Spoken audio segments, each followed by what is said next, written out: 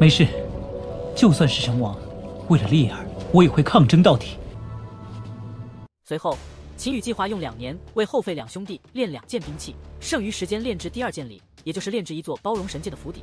这比上品天神器难炼制得多，要求功效和外观浑然天成。秦羽躺在草坪上，思考着府邸的设计、材料选择和布景等问题。他有信心1个月内解决这些问题。时间慢慢过去，秦羽的思绪沉浸在府邸模型的构建里，材料搭配和阵法运用逐渐清晰。突然，福伯的出现打断了他的思考，告知神王端木玉正在府外等候。秦羽惊讶于端木玉的平等待人，立刻起身前往门口迎接。秦羽在前往府邸门口的路上，心中思索端木玉的来意是否与招亲有关。当他绕过阁楼，看到端木玉负手而立的身影时，心中的疑惑愈发强烈。秦羽笑着向端木玉打招呼，端木玉也微笑着回应。秦羽让守卫放行，让端木玉的进士一同进来。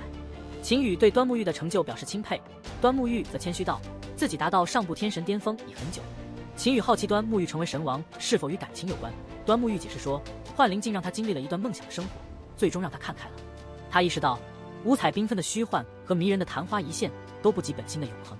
秦羽则认为，努力可以让美好瞬间永恒。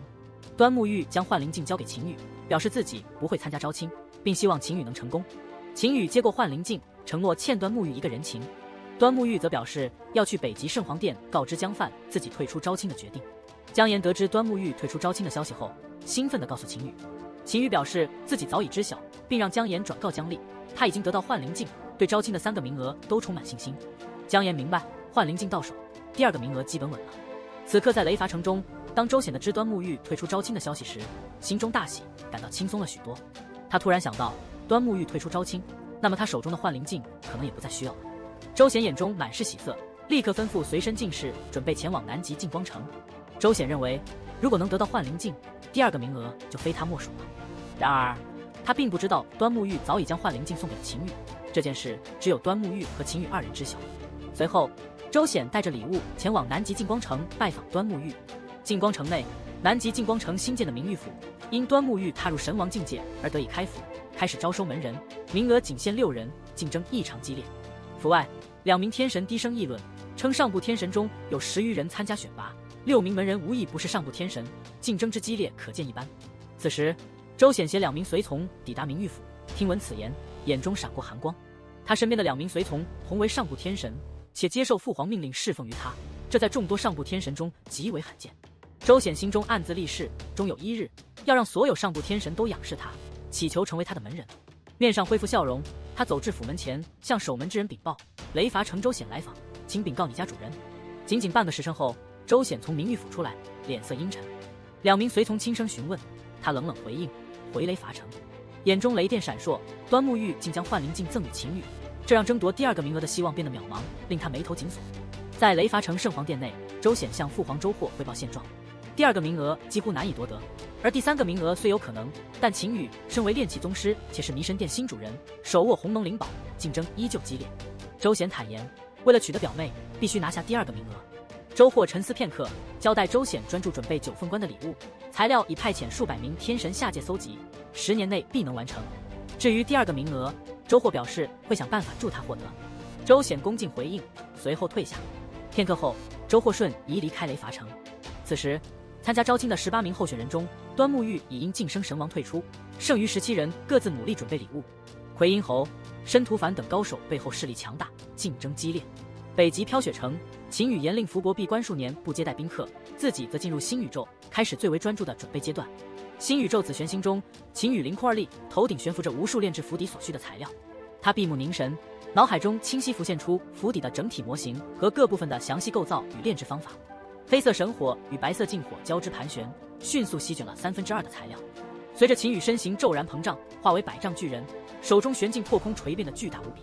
他挥锤敲击青眼石，火焰与空间震荡交织，青眼石在锤击下不断被炼化，杂质的判断与温度控制尽在心中。3年多的时间过去，青眼石构成的府邸雏形终于成型。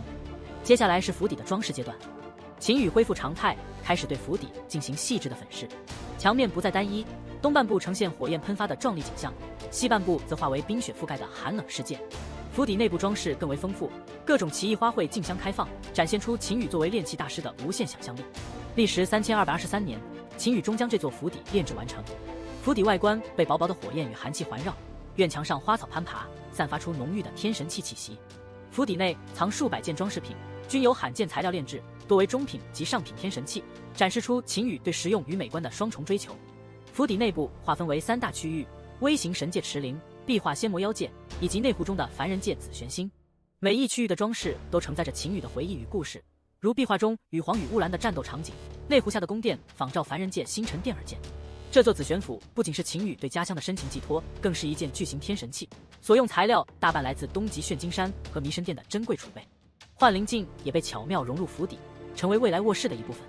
炼制完成后，秦羽转而为兄弟侯费和黑羽打造武器。他召唤分身协助淬火，取出最珍贵材料，开始锤炼长枪与长棍。锤击声中，秦羽注入深厚情感，武器逐渐成型，附带穿透、破空及爆裂、重军等辅助效果，威力接近2流鸿蒙灵宝。武器淬火完成后，秦羽与分身一同盘膝修炼，七彩光芒流转，空间法则逐渐融入脑海，两者心意相通，静静领悟着更深层次的力量，为接下来的挑战做着充分准备。时间过得飞快，招亲第2个名额的评判日只剩1个多月了。17名候选人齐聚北极飘雪城，静候评判。飘云府里，侯费和黑羽焦急地等秦羽回来。秦羽9年前进入新宇宙，一直未归。侯费和黑羽一边等，一边好奇秦羽为他们炼制的武器。突然，秦羽出现了，侯费和黑羽惊喜万分。秦羽告诉他们，自己为他们炼制的武器正在吸收玄黄之气，已经吸收了近10万年，威力足以媲美1流鸿蒙灵宝。秦羽心意一动，2件武器，一柄青黑色长枪和一柄青黑色长棍出现在半空中。这2件武器通体青黑，带有细微的玄黄斑点，散发着比鸿蒙灵宝更厚重的气息。侯费和黑羽看到武器后，激动得说不出话来。秦羽让他们滴血认主，2人感激不已。黑羽舞动长枪，展现出强大的时空穿透能力；侯费挥动长棍，展现出惊人的力量和爆裂效果。2人对武器爱不释手。秦羽提议让武器继续吸收玄黄之气至饱和，但侯费和黑羽不舍，提议等招亲结束后再继续吸收。秦羽同意了他们的提议，反正武器现在的威力已经很强了。在众人的期待中，评判日很快到来。17位候选人和众多有地位的天神纷纷前往皇城，秦羽也带着福伯等人前往。来到皇城城门前，秦羽与周显这2位候选人意外相遇。周显笑着给秦羽打招呼，似乎心情极好，还直接提到了秦羽得到的幻灵镜。秦羽虽然心中警惕，但表面仍保持淡然微笑。2人心中都清楚，这场争夺第2个名额的竞争异常激烈，彼此都在暗自准备着更强的底牌。进入北极圣皇殿，众神王与众多天神齐聚一堂，气氛庄重而紧张。秦羽与奎因侯低声交谈，奎因侯透露周显也准备了极具分量的礼物，预示着这场招亲竞争将异常激烈。秦羽则保持乐观，强调这次考验的关键在于用心和创新，任何候选人都有可能脱颖而出。随着北极圣皇江范的讲话，大殿内气氛更加凝重。江范提及端木玉已晋升神王，退出招亲，表达了既遗憾又欣慰的心情。随后，他宣布开始展示各位候选人的礼物。第一位登场的是东南砥之城的一位皇子，他带来了一颗名为天乱闪星的奇特星球，这颗星球不断变换光芒，极具视觉震撼力。接下来，其他候选人相继展示了各自独特且新颖的礼物，令秦羽也不得不佩服他们的创意。轮到周显时，他自信满满地走上前，展示他的礼物9凤冠。他暂时不急于解释其奇特之处，而是邀请众神王先行观赏。此时，秦羽紧随其后，准备将自己的礼物呈现给众人。周显的9凤冠，这件奢华的凤冠以其珍贵的材料和精湛的工艺震撼了在场的所有人。凤冠上有9条金龙和9只金凤，镶嵌着3600颗来自不同宇宙空间的灵珠，其中9颗更是鸿蒙灵宝。周显自信满满，期待着他的礼物能够赢得第2个名额。然而，秦羽的礼物紫玄府更是令人惊叹。紫玄府是一座占地千里的府邸，本身就是一个下品天神器。府内装饰着数百件中品天神器和62件上品天神器，这些天神器不仅用于装饰，还具有各种特殊效果。秦羽带领众人参观了紫玄府的3大区域：神界区域、生活区和休闲区。每个区域都有独特的设计和功能，展现了秦羽高超的炼器技艺和对细节的极致追求。在紫玄府的第2区域，秦羽展示了一幅壁画。这幅壁画实际上是一个阵法空间，内部是一个与神界一模一样的世界，但没有神灵之气和神界的束缚。在生活区，秦羽还展示了一个以仙魔妖界为背景的壁画，这是他故乡的宇宙空间。最后，在休闲区，秦羽展示了湖底的宫殿和一个凡人界星球的场景，这些都是他家乡的模样。秦羽的紫玄府不仅在材料和工艺上超越了周显的9龙9凤冠，还在创意和用心上展现了他对姜丽的深情。在紫玄府中，中品天神器随处可见，上品天神器也毫不稀奇。府内包含3大固定空间，连幻灵镜都只是其中的一个装饰品。整个府邸本身就是一个天神器，展现了秦羽的大手笔和气魄。13位神王和众位天神走出紫玄府时，心中仍处于震动之中。回到北极圣皇殿后，北极圣皇江范赞叹紫玄府的独一无二和新奇，而江离的母亲淳于柔则提出质疑，认为紫玄府过于奢侈，不符合用心程度的评判标准。江兰为秦羽辩护，指出紫玄府的布置和炼制都显示了秦羽的用心。淳于柔坚持认为用心程度更重要，而最终的评判权在神王手中。随后，江范宣布由神王们评判第2个名额的归属。修罗神王首先表态支持秦羽，认为紫玄府的炼制材料和规模令人惊叹。然而，西南圣皇支持周显，认为紫玄府只是秦羽炼器实力的展示，而周显的礼物更用心。秦羽感到不妙，因为神王们的评判开始出现分歧。最终，13位神王中有6人表示支持秦羽或周显，其中修罗神王、血妖王和蓝叔支持秦羽，而其他3位支持周显。西极圣皇支持了自己的儿子申屠凡。秦羽原本信心满满，但评判过程中神王们的态度让他感到不安。最终，北极圣皇江范宣布周显获得第2个名额，支持周显的神王有6位，而支持秦羽的只有5位。秦羽虽然失落，但保持冷静，询问神王们是否公平评判，引发神王们的不满。江兰及时制止秦羽，避免局势恶化。秦羽明白局势已定，但不甘心就此放弃。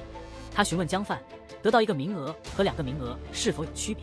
江范解释，得到2个名额的候选人优势更大，尤其是在聘礼环节，如果聘礼差距不大或无法完全震撼他和皇后，得到2个名额的候选人将成为女婿。秦羽意识到第3个名额至关重要，他决定全力以赴争取。周显在旁暗自得意，通过神识传音告诉秦羽，他认为第3个名额也非他莫属，因为大多数神王与周家有关系。秦羽心中暗下决心，一定要得到第3个名额，并准备用过100万剑下品天神器作为聘礼。他不相信周显还能翻盘。秦羽心中杀意渐生，但他仍在隐忍，希望能让丽儿光明正大的嫁给他。